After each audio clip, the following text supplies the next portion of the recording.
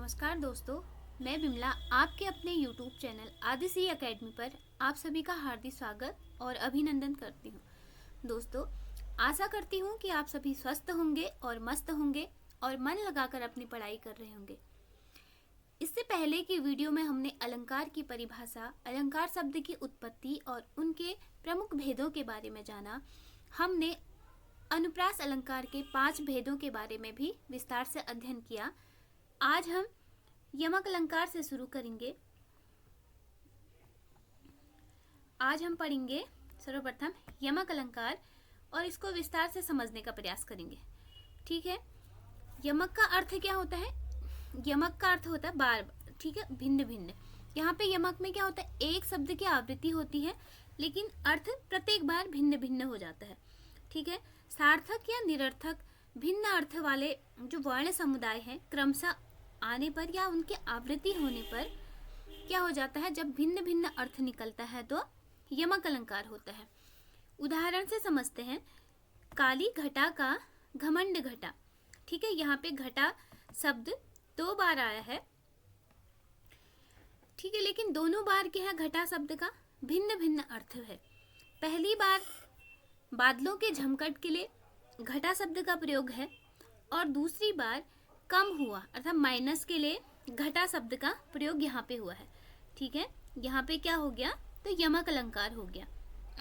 ठीक है, कुछ और उदाहरणों से समझने का प्रयास करेंगे। जैसे यहाँ पे पहला उदाहरण है, माला फेरत जुग भया गया न मन का फेर, कर का मन का डार दे मन का फेर। यहाँ पे मन का शब्द का अर्थ क्या है? भिन्न भिन्न है। एक शब्द है लेकिन यहाँ पे इसका अर्थ अलग अलग है। यहाँ पे मन का शब्द है माला का दाना और इस मन का शब्द है हृदय। ठीक है, कहा क्या गया है? माला फेरत जुग भया गया ना मन का फेर, अर्थात माला फेरते हुए युगों बीत गए हैं लेकिन मन का फेर नहीं गया, अर्थात हृदय का फेर फिर भी नहीं गया। अगली पंक्ति में क्या कहा गया है? कर का अर्थात हाथ का मन का डाल दे, हाथ के माला जो मन का है, माला है, उसको रख दे।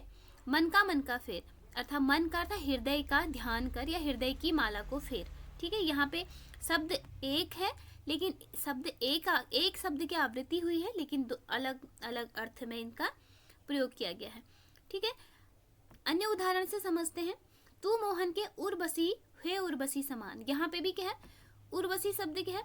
2 बार आया है, आवृत्ति हुई है लेकिन दोनों बार इसका अर्थ क्या है? भिन्न भिन्न है। पहली बार उर्वशी का अर्थ है हृदय में बसी और दूसरी बार के उर्वशी शब्द का अर्थ है अप्सरा उर्वशी। कहा क्या गया है?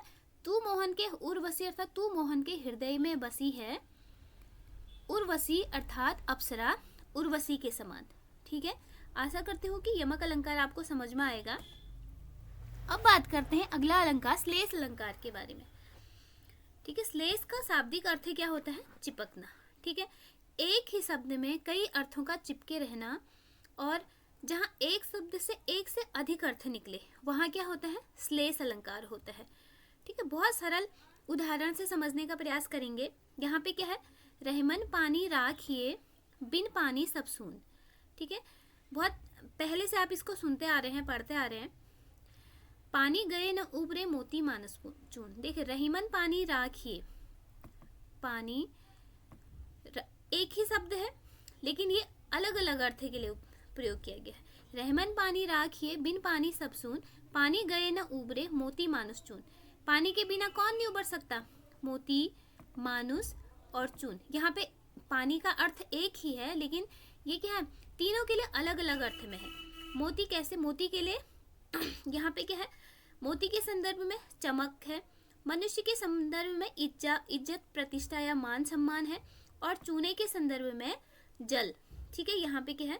चूने के संदर्भ में जल के रूप में यहाँ पे प्रयोग किया गया है एक ही शब्द को। ठीक है, अब बात करते हैं श्लेष अलंकार के कुछ अन्य उदाहरणों के बारे में। जैसे एक उदाहरण है, जो रहीम गति दीप की कुल कपूत गति सोए। ठीक है, क्या कहा गया है? जो रहीम गति दीप की कुल कपूत गति सोए, बारे उजियारे करे बड़े अंधेरो होए। यहाँ पे दीपक और कुल के कपूत अर्थात पुत्र को या अयोग्य पुत्र को एक समान माना गया है।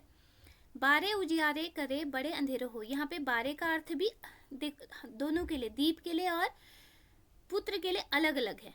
बारे पुत्र के उसमें बचपन, ठीक है। अगर यहाँ पे पुत्र के लिए बारे का अर्थ निकाले तो बचपन, और दिए के लिए निकाले तो जलाने पर, ठीक है। क्या कहा गया है, बचपन में और दिए को जलाने पर दीपक और पुत्र की क्या है, गति एक जैसी है। बारे उजियारे करे बड़े अंधेरे होए। बड़े बड़े यहाँ पे भी दो अर्थ के लिए, दो अर्थों में प्रयोग हुआ है। पहला है बड़ा होने पर और बुझने पर, ठीक है। यहाँ पे दीपक और पुत्र या कपूत या कुछ भी अयोग्य पुत्र एक जैसे क्यों है, क्योंकि बड़ा होने पर अर्थात पुत्र बड़ा होने पर कपूत है तो अंधेरा ही होगा, और दीपक बुझने पर, बड़े अर्थात बुझने पर तो क्या होगा, अंधेरा होगा, ठीक है। अगले उदाहरण से समझते हैं। सुब्रन को ढूंढत फिरत कवि व्यभिचारी चोर। सुब्रन का एक शब्द का प्रयोग हुआ है, लेकिन कवि के लिए अलग अर्थ में, व्यभिचारी के लिए अलग अर्थ में और चोर के लिए भिन्न अर्थ में। यहाँ पे कवि के लिए अच्छे शब्दों का, सुब्रन अर्थात सुवर्ण का प्रयोग वह अपनी रचनाओं को रचने में करेगा। उसके कवि के परिप्रेक्ष्य में ले तो अच्छे शब्द का प्रयोग यहाँ पे हुआ है। और व्यभिचारी के लिए सुब्रन का अर्थ है अच्छा रूप, और चोर के लिए सुब्रन का अर्थ है चोर के लिए सुब्रन को सोने के अर्थ में यहाँ पे लिया गया है। अब बात करते हैं यमक और श्लेष के बारे में, थोड़ा अंतर जान लेते हैं।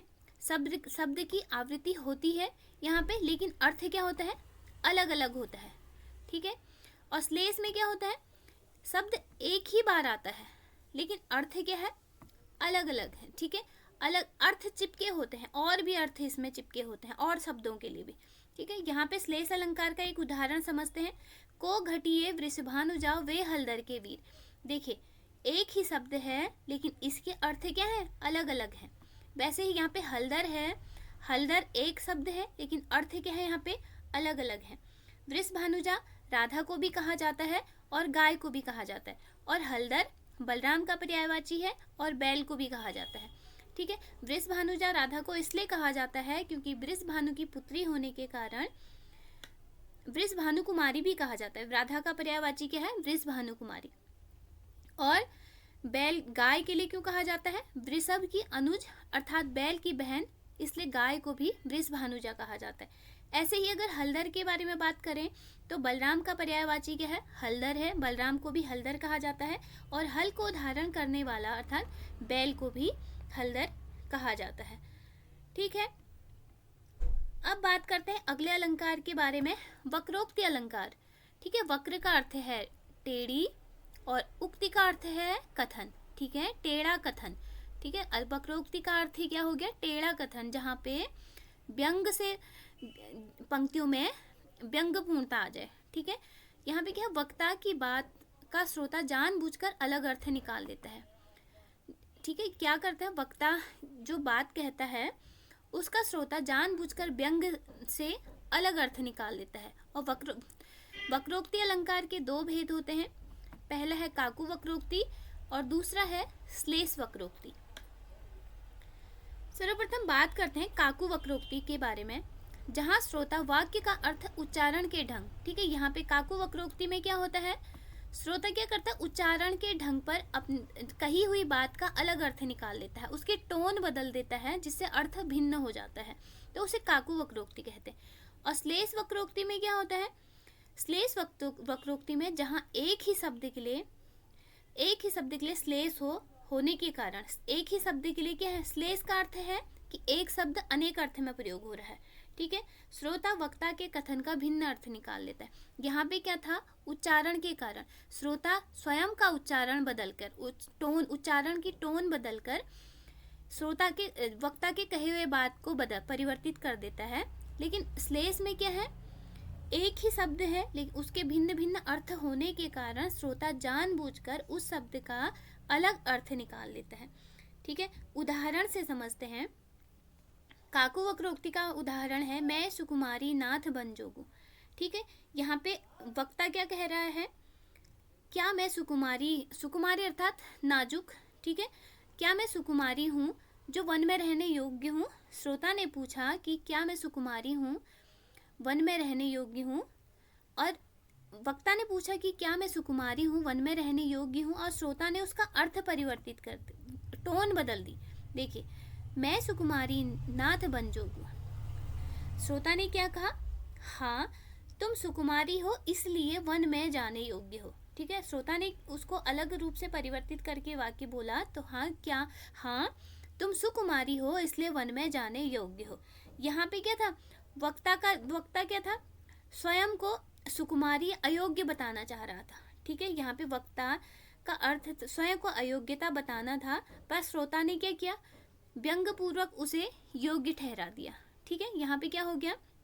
वक्ता तो स्वयं को वन में जाने योग्य नहीं बता रहा था, लेकिन जो श्रोता है उसने व्यंग पूर्वक वाक्य को अलग तरीके से बोलकर उसको योग्य बना दिया। ठीक है, ऐसे ही श्लेष वक्रोक्ति का उदाहरण देखते हैं। यहाँ पे है घनश्याम हम। राधा पूछती है कि कौन है, तो कृष्ण क्या कहते हैं घनश्याम हम। तो राधा कहती है तो बरसों कित जाए। घनश्याम अर्थात काले बादल और घनश्याम अर्थात कृष्ण का पर्यायवाची। ठीक है, यहाँ पे राधा जैसे कृष्ण कहते हैं कि हैं घनश्याम हम, तो राधा कहती है तो अगर घनश्याम हो तो कहीं जाके बदलो, अर्थात काले बादल हो तो कहीं जाकर बरसो। ठीक है, ये थे हमारे आज के अलंकार। कुछ अलंकारों के अंतरों को हम संक्षिप्त रूप से जान लेते हैं, जैसे अनुप्रास अर्थात समान वर्णों की बार बार आवृत्ति। यमक एक ही शब्द दो या अधिक बार पर अर्थ अलग अलग। ठीक है, श्लेष एक ही शब्द में अनेक अर्थ। ठीक है, शब्द एक लेकिन उसके अर्थ अलग अलग। वक्रोक्ति में टेढ़ी उक्ति। ठीक है, जहाँ पे व्यंग परिहास हो, वक्ता की बात का श्रोता क्या करता है? जानबूझकर अलग अर्थ निकाल लेता है, वहाँ पे क्या हो जाता है? वक्रोक्ति अलंकार हो जाता है। तो दोस्तों, ये थे हमारे आज के अलंकार। आज हमने जो अलंकारों के बारे में जाना, उनमें से यमक और श्लेष वक्रोक्ति, वक्रोक्ति के दो भेद काकू और श्लेष वक्रोक्ति, इनके बारे में हमने पढ़ा। कल की अगली वीडियो में हम उपमा अलंकार से शुरू करेंगे। आशा करती हूँ कि मेरे द्वारा प्रस्तुत की गई सामग्री आपके लिए उपयोगी सिद्ध होगी। मिलते हैं अगले वीडियो में, तब तक के लिए स्वस्थ रहें, मस्त रहें और सब्सक्राइब करना न भूलें। तब तक के लिए धन्यवाद।